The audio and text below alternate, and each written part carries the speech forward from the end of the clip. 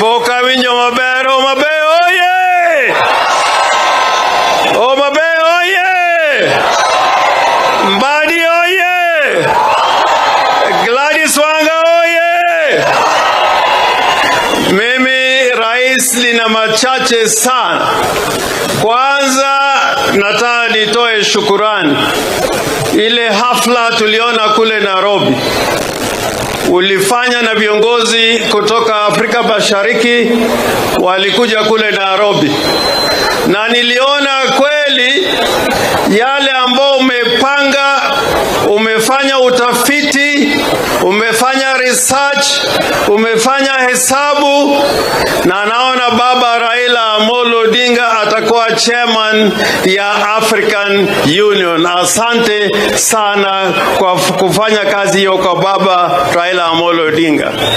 Ya pili ni ya Bwana Mbadi.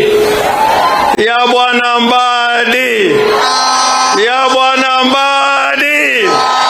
Ya Bwana Mbadi. Hapa Ujaluoni najua watu wawili. Huko juu tulikuwa na Jaramogi Oginga Odinga na Raila Amolo Odinga. Lakini hapa Homa Bay kulikuwa kiongozi hapa kutoka Homa Bay ambao anaitwa Tom Mboya.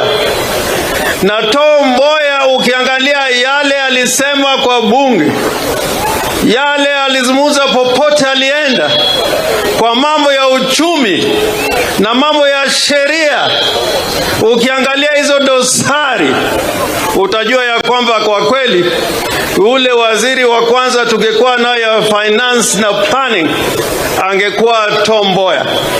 Lakini sasa tumepata mwingine, na naomba kila mtu asione hivi ya kwamba Rais Ruto amefanya kutafuta mtu kwa kubahatisha.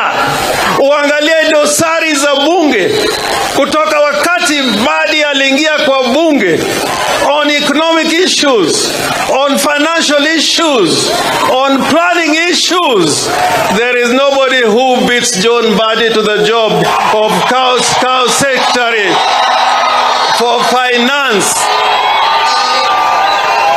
Ninaomba rais na kuomba, na Mbadi amesema yale atafanya kwa mambo ya ushuru ya kodi, mambo ya kwenda maendeleo, kupata pesa ya maendeleo.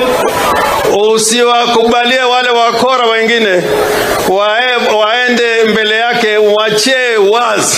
Let him not only report to you. I beg you, let Mbadi only report to you and a good job will be done. Ya mwisho, ile unafanya unatimiza constitution ya Kenya.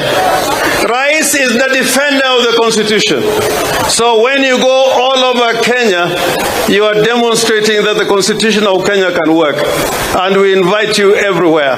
And you have started with Migori. Today you are in Homa Bay. Tomorrow you are in Siaya. And the icing of the cake will be in Kisumu. Joe Thurwa, oye! Joy, joy, joy! Asante sana. Sasa nimkaribishe gavana jirani.